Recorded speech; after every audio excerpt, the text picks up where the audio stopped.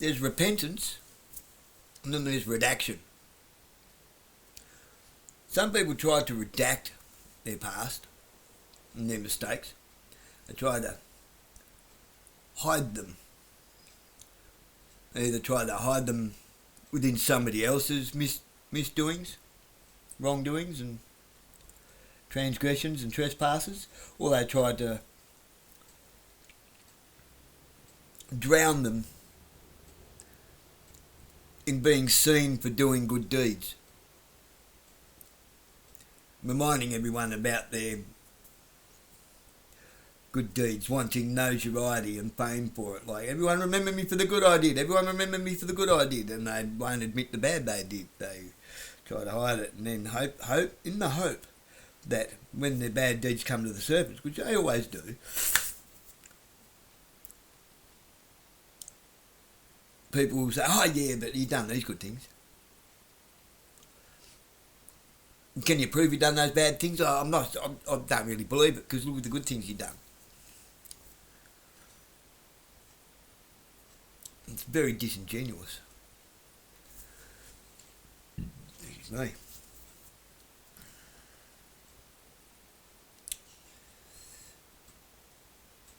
Owning your sins, transgressions, trespasses, wrongdoings and so forth. Owning that up front first, carrying it, and then taking that lonesome journey with no one but Christ to lift yourself back up.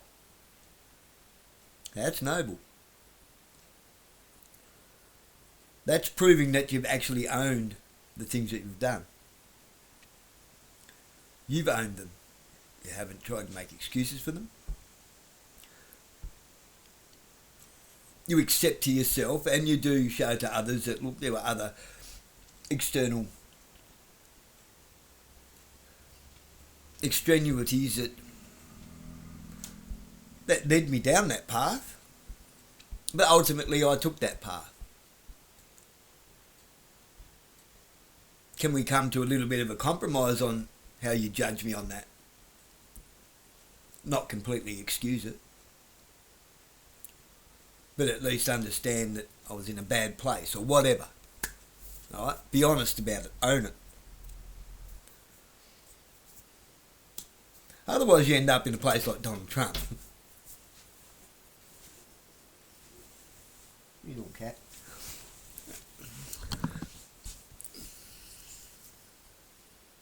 So, myself, I'm not holier than thou. Shahid, not holier than thou. He's a Muslim. I can't even call myself a Christian. Not if I'm going to put myself in the basket of people around here that call themselves Christians. No way.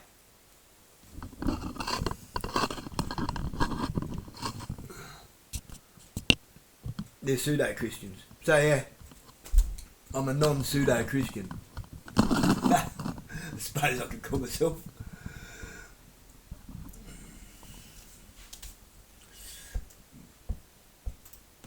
I think it's fair to say that there's quite a lot of rather shocking material about you online. I mean, people may come across your commentaries and want to find out more about you, but a quick Google search of your name will undoubtedly leave them, shall we say, uneasy, to say the least. For sure, I understand that. A quick Google search of my name leaves me uneasy, to say the least. I mean, if that's how you feel about it, how do you think I feel about it? What can I do?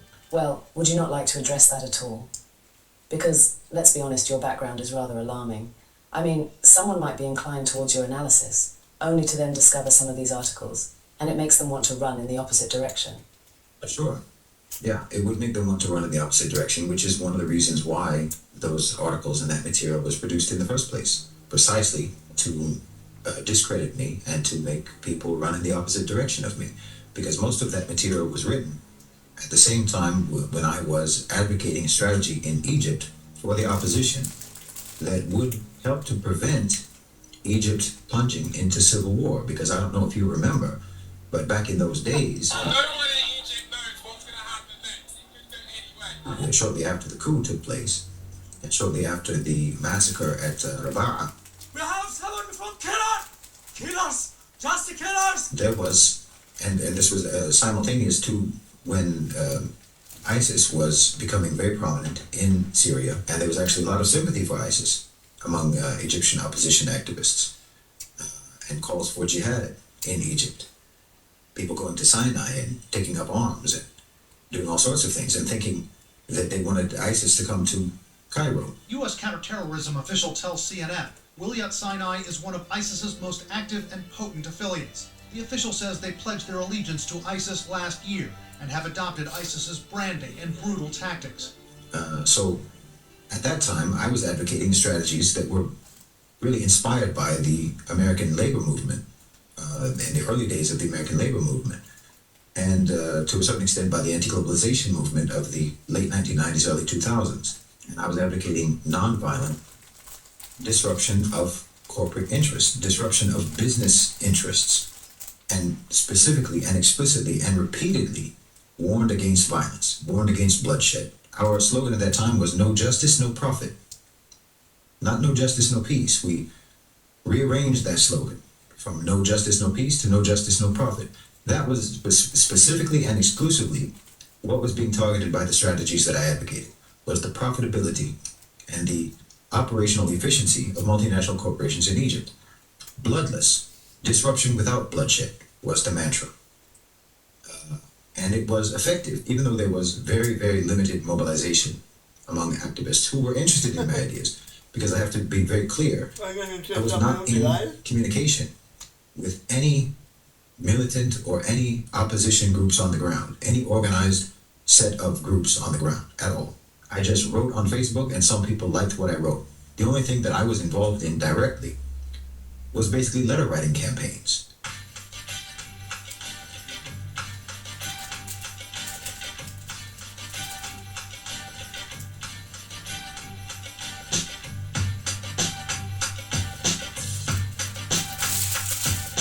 Civil unrest has begun to erupt in the global village.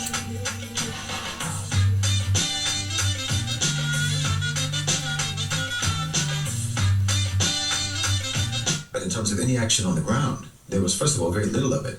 But what there was of it, it was effective and it had an impact. And it was helping to actually move people away from the lure of violent jihad. It was moving people away from armed struggle. It was moving people away from violence. And it was targeting corporate interests. It was targeting private sector power. It was changing the focus of activists on the ground. It was changing the focus of the opposition and bringing finally into the discussion about the political situation in Egypt the impact and the influence of multinational corporations and institutions like the IMF and the impact that foreign investors were having on the situation in Egypt and the extent to which foreign financial interests were, to one degree or another, responsible for the coup in the first place. And so the Egyptian government portrayed me as either a leader of the Muslim Brotherhood or portrayed me as someone who's advocating violence or was talking about armed struggle and this and that. But as I said, you can't find out of 4,000 pages of my writing anywhere where I called for violence, anywhere where I called for armed struggle, anywhere where I called for bloodshed or anything of that sort. All you can find with regards to those types of things is me condemning it, me warning against it, me advising so-called revolutionaries to do everything in their power to avoid violence. And so, naturally, foreign policy, the New York Times, of course the Egyptian press, all had to portray me as a violent extremist calling for the overthrow of the government and calling for terrorist attacks and so on. ده شهيد بولسن. شوفوا الفكر الشيطاني. You won't find a single example of that in over 4,000 pages of worth of writing that I did on Egypt. The things that have been written about me, the material that has been produced about me that's negative like that, and that distorts my ideas and distorts what I advocated, specifically was for the purpose of trying to get people to turn away from me and to run the opposite direction, for sure. But as I said, in terms of feeling inclined to address it, when I was misrepresented at the time, I responded at the time. The problem is that I'm still producing content, and the content that I'm producing generally is political in nature, and it's advocating for the economic sovereignty and political independence of Muslim countries. So it makes enemies, and those enemies will continuously regurgitate those old articles that are on Google that are negative about me, calling me a murderer, calling me terrorist, calling me Al-Qaeda, calling me ISIS, or whatever else they might come up with, Muslim Brotherhood. They just regurgitate these things. Siapa Shahid bin Bosen?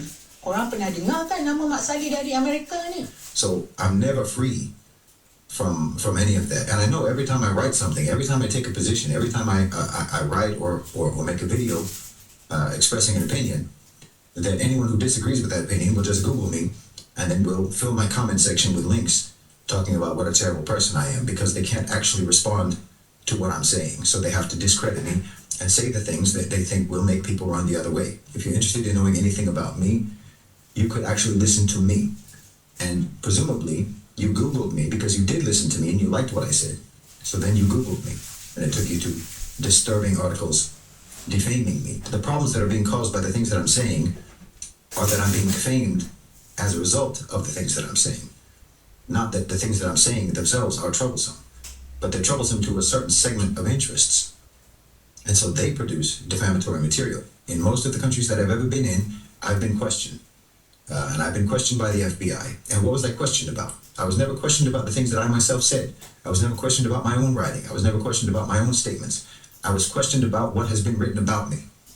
I've always been questioned about what has been written about me. So it serves its purpose. So then it comes down to the discretion and the discrimination of every individual person, whether or not you're going to listen to what I actually say myself, or be convinced by what is said about me, and whether or not you're going to even do that much research. And if you're someone who, for example, is ready to take your news and your information from the weekly blitz, then you don't belong on my page in the first place. Okay, but wouldn't you at least like to tell your side of the story? At least in terms of the murder case in the UAE? I think that part of your history is probably what people find the most disturbing. Well, okay. In terms of the murder case in the UAE, I did tell my side of the story, and I told it when and where and to whom it mattered, which was the court in Abu Dhabi, the Supreme Court. And that was after more than 7 years of not being able to give my side of the story to anyone. I wasn't able to meet with an attorney. I wasn't able to present any evidence in court. I wasn't able to testify. And then finally, after 7 years on death row, I was finally able to present my side of the story in court to the judge, to a panel of judges. And they reached their verdict, which was I was guilty of a crime, but not that crime. So I was sentenced according to manslaughter, which was appropriate. Had I been guilty of murder, I wouldn't be here today. I would have been executed. I had 2 friends of mine who were executed while I was in prison.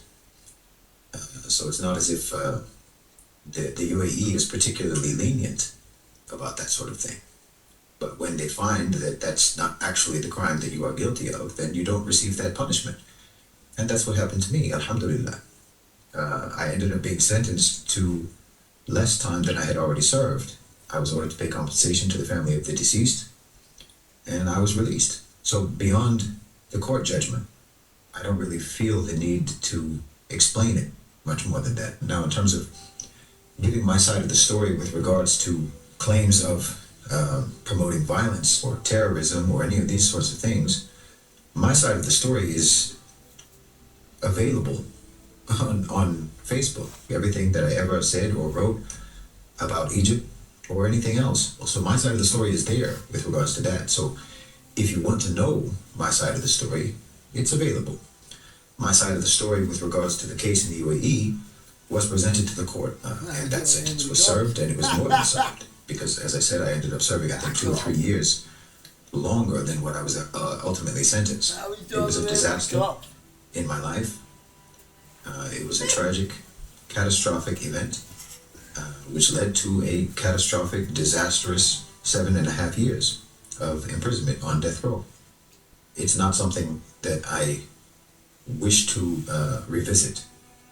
You know, the understanding in Islam is that if you commit a wrong, and you pay the price for that, and you pay the punishment for that, then from that point on, you are able to move on with your life.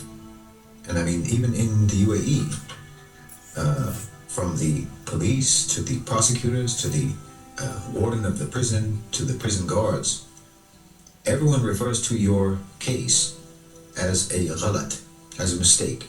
This is why also we understand in Islam, someone who has committed a sin is someone who has wronged themselves. You have harmed yourself. If you are able to undergo in this dunya the punishment for some wrong that you did, then you are cleared of that. You're cleared of that case. You're cleared of that crime. You're cleared of that wrongdoing because you have undergone the punishment for it. So from that point on, you're able to move on with your life. Now, I know that in the so-called Christian forgiving West, they don't really believe in forgiveness actually. They talk about it, but in actual practice, they don't. It's incredibly difficult for an ex-convict to move on with their life in the West. In the Muslim world, we take a much more forgiving and pardoning, compassionate position with regards to people who have been convicted of crimes. If they have served their punishment, they don't have that tied around their neck for the rest of their life. As I said, I know in the West, that's not the case. If you've ever done anything wrong, then you're sentenced for life. Even if you have undergone the punishment for that, you are supposed to be punished forever for that in the forgiving Christian West. But that's not the attitude that Muslims have.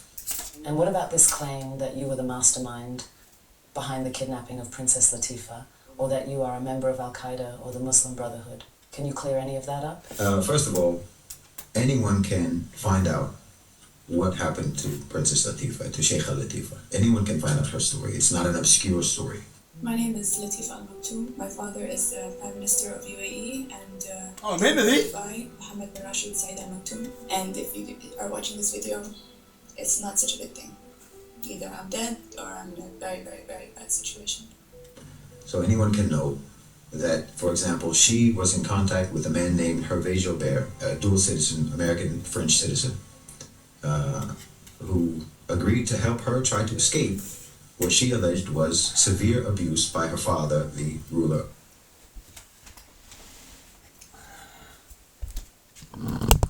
I remember that. That was on 60 Minutes and all. Yeah. Her dad turned out to be the criminal, I'm pretty sure. Let's hear what he says. I'm sure that's what the verdict ended up being. It was a dad. She was trying to escape a dad, I'm sure of it. Of Dubai. They worked together secretly for a very long time to concoct a plan whereby he could help her escape. She contacted me and how she explained to me the horrors that she went through, and then we set up a plan for her to escape. I was not involved in that in any way until after Latifah had escaped from Dubai and she was on the yacht, and she contacted Rada Sterling, who is the CEO and founder of Detained in Dubai, an organization that I was doing work for, that I was a consultant for, that I did some writing for and media strategy and this sort of thing. And she was contacted because she's very well known. She has supported many, many people, thousands of people, helping them to fight injustice in the UAE, wrongfully accused people, wrongfully detained people. So Latifah reached out to her, and then I became involved in the case, only as someone who was helping to craft a media strategy for highlighting her case and bringing her case to the media.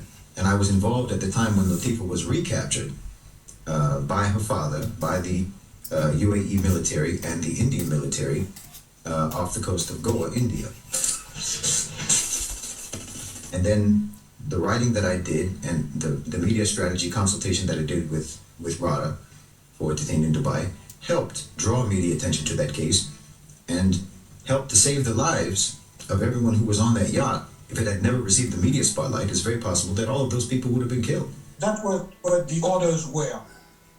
To kill us all, sink the boat, bring Latifah back. The reason why they changed their plan is when they saw that they could not cover it up anymore. So that's my involvement with the Latifah case. I believe more is going to come out about the Latifah case in the coming weeks and months. With regards to Al-Qaeda, as I said, I've been threatened by Al-Qaeda. They don't like me at all. I've been threatened by ISIS. I was told that I was going to be slaughtered by someone from ISIS. I was told that I would be hunted down. Now remember, Al-Qaeda and ISIS were trained by the United States military in the first place. And the IDF. They are radical militias. That is not Islam. They are militias. Radical militias. Trying to take over governments. Kind of like the US does all the time. By someone from Al-Qaeda, or allegedly from Al-Qaeda. Again, what I feel, what I think, what my position is on groups like Al-Qaeda or Daesh or ISIS, it's all available. You can check yourself. You can read anything and everything that I ever wrote about these people. And as I said, everything that I ever wrote about Egypt and everything that I ever tried to do in Egypt was specifically to try to save opposition activists and young people from falling into the hands of groups like ISIS and groups like Al-Qaeda. As for the Muslim Brotherhood, they can't stand me. And again, I have a very long public record of rather harsh criticism of the Muslim Brotherhood. In fact, I've been told that my writing and my ideas actually caused something of a rift inside the Muslim Brotherhood, because there were young people, young Egyptians, who were supporters or members of the Muslim Brotherhood who liked my approach better than... This would be a classic example. The Muslim Brotherhood. What would you class as a Muslim Brotherhood? Like the Western Muslim Brotherhood? Black Panthers? Who remembers the Black Panther movement? They're coming back to the surface again, and they've always been government funded. The Black Panthers were created to lead Dr. Martin Luther King and Malcolm X's followings astray. Yeah.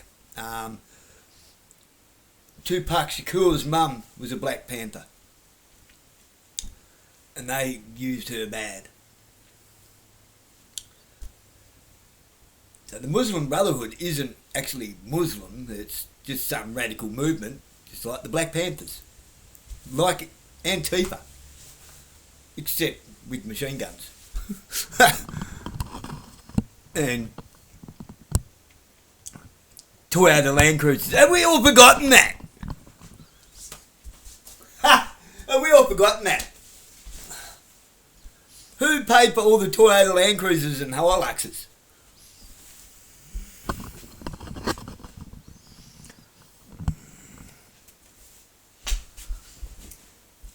If the Arabs paid for them, they'd have been Mercedeses. Or Range Rovers. Not Hiluxes and Land Cruisers. The Muslim Brotherhood's approach. And they tried to move the Muslim Brotherhood in that direction, but the Muslim Brotherhood wanted nothing to do with it, because ultimately the Muslim Brotherhood are neoliberals. They're interested in having a seat in the government so that they can be the ones to implement the neoliberal program of foreign investors and multinationals. They're not actually interested in what they say they're interested in. And I've been extremely critical of them for years. So no, I don't belong to the Muslim Brotherhood. The Muslim Brotherhood wouldn't have me even if I wanted to join them. They want nothing to do with me. They want nothing to do with my ideas. And I want nothing to do with them either. And I have nothing to do with ISIS. I have nothing to do with Al-Qaeda. And they have nothing to do with me, and we can't stand each other. If you understand anything about any of those groups, then you would also understand how preposterous it is to say that I have anything to do with them when our ideas do not align in any way whatsoever. I dislike talking about myself and talking about my history, but I do know that people have concerns, and I understand those concerns. And frankly, I'm tired of the questions. So with the murder case, no, it wasn't a murder case. I was convicted of manslaughter, and I was guilty of manslaughter. And I would hope that you can understand that that's not something that I want to revisit in my life. It's not something that I want to think about. It's not something I want to talk about. It's not something I want to keep bringing up.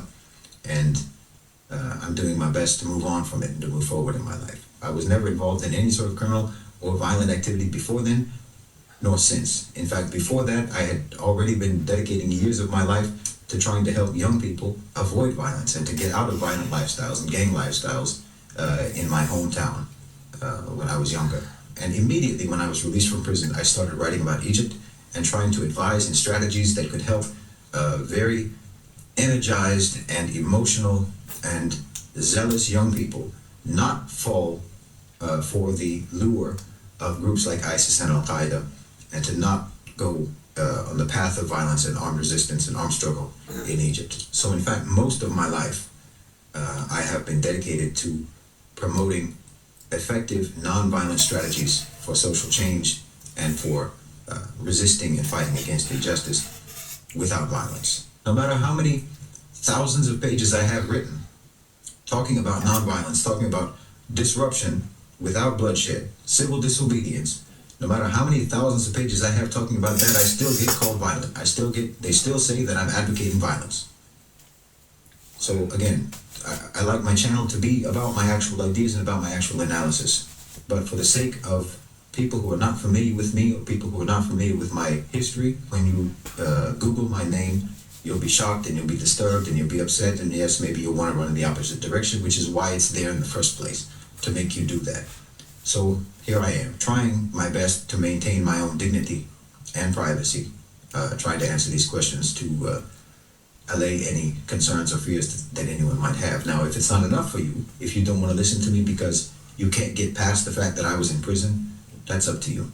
And you have every right to just dismiss anything that I ever have to say, because frankly, if that's the way your mind works, my words would probably be wasted on you anyway. You probably think Squarespace.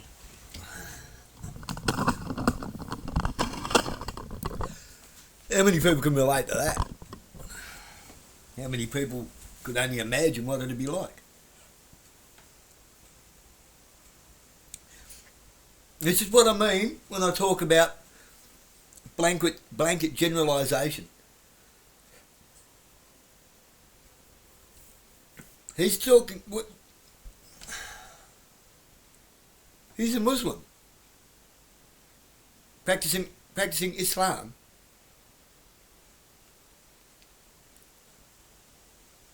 Who has absolutely nothing to do with the Muslim Brotherhood. The Muslim Brotherhood are not Muslim. They're just Arabs that have gone cuckoo. They're crazy. Trying to interpret the Quran from an English perspective. It's not written in English. Do you realise that the mental gymnastics it takes to decode the Bible in English when it was written in Arab languages?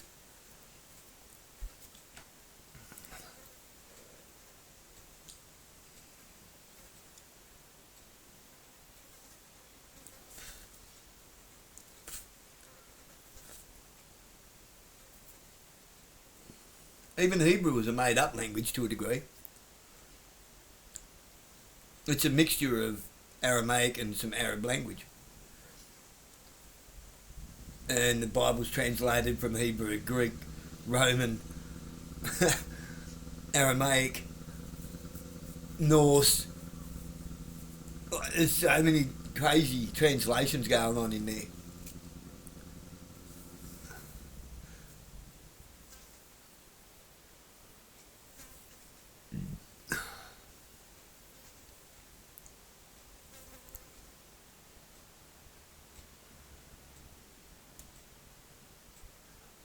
And they've left books out of the Bible. There's 88 books to the Bible, not 66.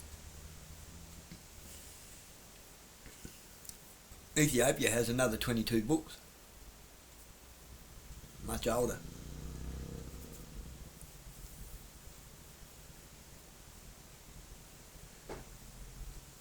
So we do really like, God.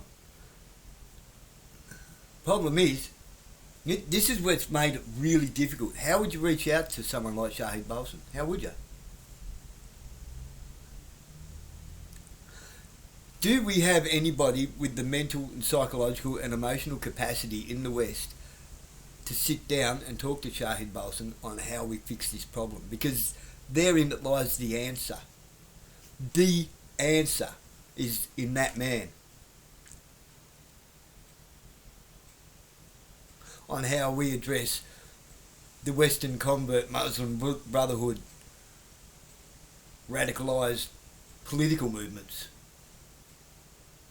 which couldn't be any further removed from Islam or the real teachings of Muhammad. Because just like we have a Talmudic version of the Torah, of course they've got a Talmudic version of the Quran. You'd be ignorant to think otherwise. It would be foolish to think otherwise, that we wouldn't have some kind of weird upside down interpretation of the Quran here in the West that radicalises people.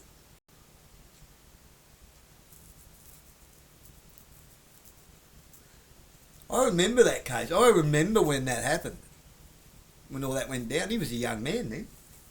I was very young. Crikey, who brought that story? Geez, Peter Harvey was still getting around back in those days. George Negus. Let's go back. Mike Willisey. Yarn Event. That's back in their days. It's a long time ago. Mike Munro.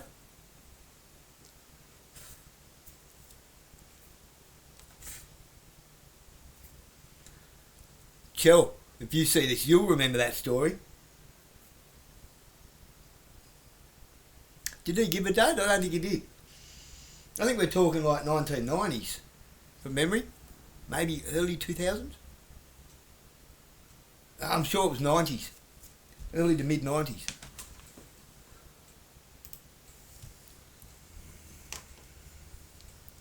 Yeah, it was.